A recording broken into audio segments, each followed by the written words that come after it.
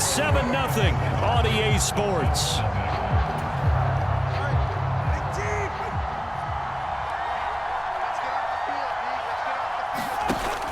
Play action. Now it's Tua. And he'll be hit as he releases it, and that'll fall incomplete. Partner, what we're seeing so far is the defense is certainly coordinated. Both levels doing their jobs in tandem. The back helping the front helping the back. The pressure got home on that last play and forced him to try and throw through contact and short of the sticks. 2nd and 10.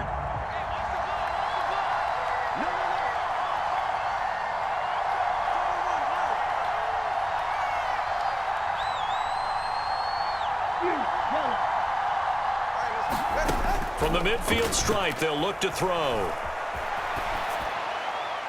And he'll throw this one away, but I don't think he was out of the pocket. No, here comes the flag. We saw it too. Nobody in the vicinity of that throw, and that earns him the penalty. Yeah, you've got to at least get it close enough to one of your own guys in order to dodge the penalty.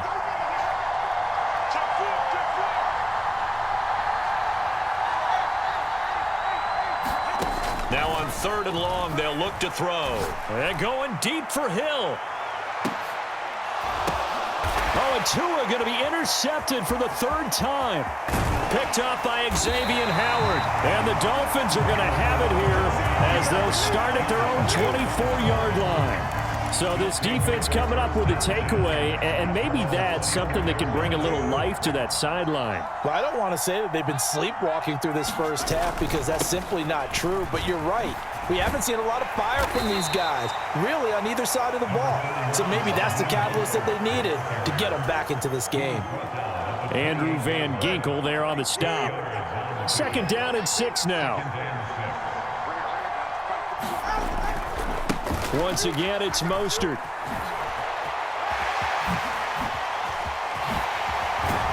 And they're going to have this across midfield and inside the 45.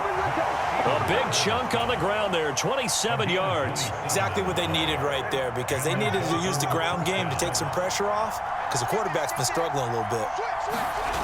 On 1st and 10, it's Mostert. No dice this go-around. He's hit behind the line and taken down. That's going to wind up a loss of a full 3 yards on 1st down. After the loss, they'll come up 2nd and 13.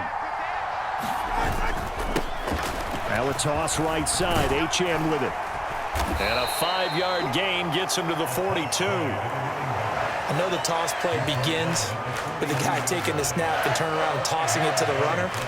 But where the real intrigue is, can they seal the edge? Whether it's an offensive tackle or a tight end in the direction they want to run the football.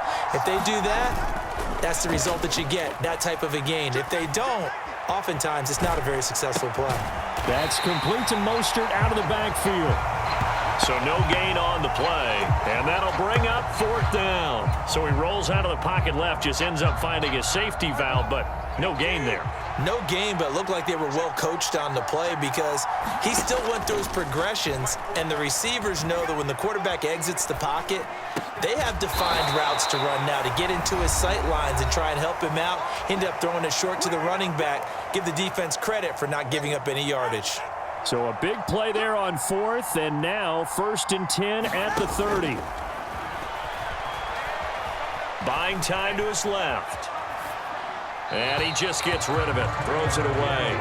A wise move there, looked like nobody open, now 2nd down. Well, a momentary speed bump there with that throw, partner. The defense had other ideas, and they're trying to mount a small stand before this drive reaches the end zone. They'll get it to the 23-yard line. That'll leave them with a 3rd and 2 coming up. They got 8 yards there. I thought that was a good call. Passing situation on 2nd down. They hit him with the draw instead and pick up nice yardage. Yeah, because the draw, they're thinking pass when they see that initially defensively, right? Well, you know, in today's NFL, most of the time on 2nd and long, when it's a passing situation, pass rushers are on the field and they're only thinking one thing, get to the quarterback. And oftentimes you can bypass them with a running play. Play number 9 set to come here on the drive on 3rd and 2. And they'll go jet sweep to try to pick it up. That is not going to be any help as they dump him behind the line of scrimmage. It's a loss of a full 3 yards, and it brings up 4th down. Now, they try to catch him by surprise there on 3rd down, but this defense, they were all over the jet sweep. And it's oftentimes all about what you're doing on the backside of the defense, whether it's the defensive end or the outside backer, who's setting the edge. And if they don't get blown off the line of scrimmage, they can really wreck a play. And in this case, they were able to make the tackle for a loss as a result. And so close, he gets it to the 1. Out of bounds right there. Wow, 1st and goal, and defensively, all they can do is shake their heads. Not only did they allow the conversion, but a big play as well. Mostert will take this in for the Dolphin touchdown. I tell you what, this was a much-needed drive and a much-needed touchdown at the end of this drive. They've not done much of anything in this first half, but here, they put all the pieces together, and they get the score right before the half. And this one incomplete. So they went for the 2. They don't get it. So why go for that there? First half, you could have tied the game at 7. Why try to get the lead? Feels like an analytics call, doesn't it? That's starting to really get into the game where they're studying where you can make extra points and the whole deal and, get an advantage. But I don't know that we have enough data yet to really say this is the right play or the wrong play. Maybe in 2 or 3 more NFL seasons. Could change. Exactly. 2 or 3 more NFL seasons, I think we'll have a much better study and much better case of what we're going to do. First down Miami as they get set to start the drive. Trying to shake off the interception from the last drive. He'll look to throw. And he's able to take it across midfield before going out of bounds. All defenses worry that whenever anyone catches the ball and has a head of steam come out of the backfield, it can turn into a big play with missed tackles or he runs through people. But they were right there waiting, and they stopped him for a minimal gain. A short throw there. That's to Smythe, the tight end. So he'll be stopped here for no gain. And now 3rd down and 6 to go. Going to the air, Tagovailoa. They'll let this go deep for Waddle. This is caught inside the 15. And all the way in for a Miami touchdown. Jalen Waddle in the final seconds of the first half. And the Dolphins would extend their lead here just before halftime. And that's a lead that excites a team as they head into the half. Good way to finish things off. Yeah, able to extend that lead, and you always say it, that can totally change the complexion of half number 2. Yeah, it changes your morale, changes your outlook. But even before that, let's see if they decide to kind of squib kick or what they're going to do on the kickoff, because you don't want to give up a big play right before the half ends. Good point. So just 8 ticks remaining here in the first half as they'll kick this one away. And they're going to wind up with pretty good starting field position as they get it up past the 35. And this offense going to elect to burn a timeout with 5 seconds remaining in quarter number 2. Good starting field position for them as they come up 1st and 10 at their own 37. Forced out to his left. And going deep for Hill. Oh, and Tua going to be intercepted for the 3rd time. Picked up by Javon Holland, and he will be brought down on what will be the final play of this first half. Time for a break. We've hit halftime. 2 quarters down, 2 still remain. We step aside. This is the NFL on EA Sports. And we welcome you back now. Alongside Charles Davis, I'm Brandon Gaudin, getting set for quarter number 3 here.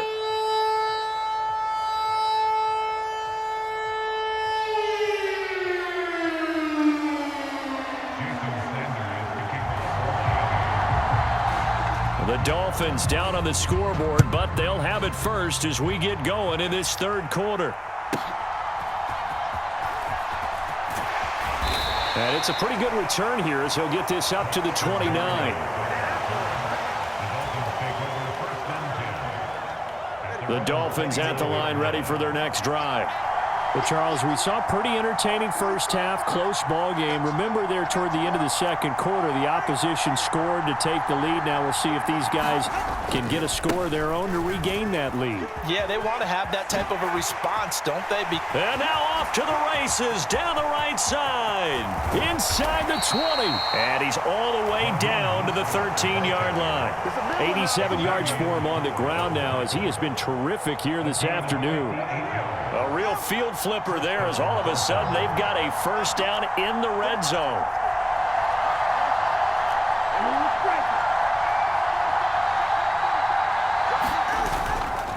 They'll stay on the ground with Mostert. And strong running there as he's inside the 10 and down to the 8-yard line. Give him 5 on the carry there, and it'll be second down. Consecutive positive runs for him on the last 2 snaps. He certainly appears to be trying to put the offense on his back and just move them down the field when his number is called. The way he's running it, I keep going back to him. Throwing now is Tagovailoa. And he's got his man in stride, complete. And the Dolphins are going to have a first and goal coming up as the tackle made at the 3-yard line. I got a kick out of that one, partner. You and I talk often about trying to hide receivers in certain situations, but a guy of his size can't really hide him. But the tight end drag route, definitely an effective way to sneak him across the formation for an easy completion and a first down. Here's Mostert, and he'll take this into the end zone for a Dolphins touchdown. Raheem Mostert, his second touchdown of the afternoon. And the Dolphins are an extra point away from evening this one up. Jason Sanders now for the extra point. It's right through, and we are now tied at 13.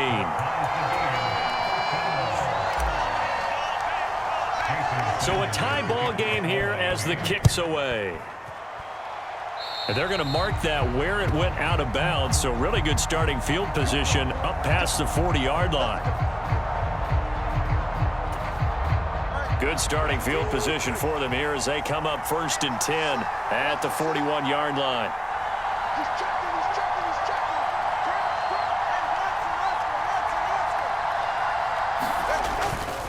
They'll run right side with Mostert. And he's going to be out of bounds, but not before he takes it inside the 40. That's good for 21 yards and a first down.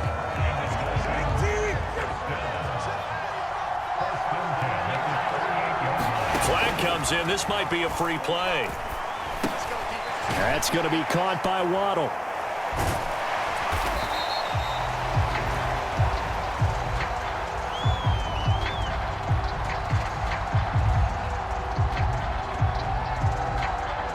Well, we looked at each other right when he flinched. We knew that that flag was coming. Yeah, offsides, easy call, mark off the 5, and keep it moving. Following the penalty, it's 1st and 5, and you got to think offensively, all kinds of options.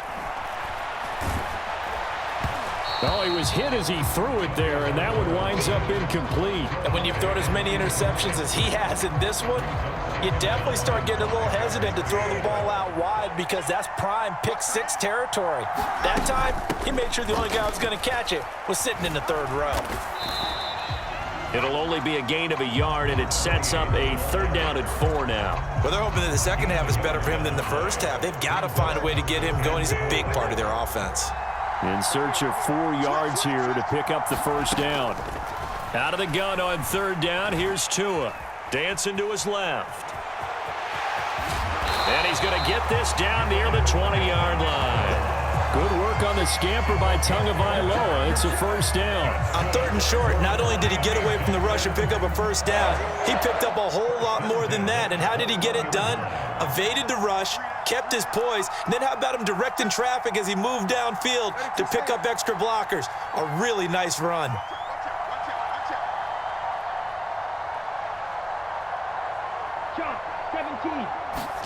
Tua now on 1st down. The short throw there, that's to Smythe, the tight end. They'll wind up getting just a yard, and it's 2nd down. Completion was given up, but that's why you play zone defense, so that you can have people around the ball when it's caught, and you don't give up much run after the catch. Here's Tua. And his pass is intercepted for the 4th time today. Brandon Jones picking it off. And the Dolphins are going to take over here at their own 22-yard line. Tagovailoa and the Dolphins come up 1st and 10 at their own 22. He'll look to Mostert to start things out.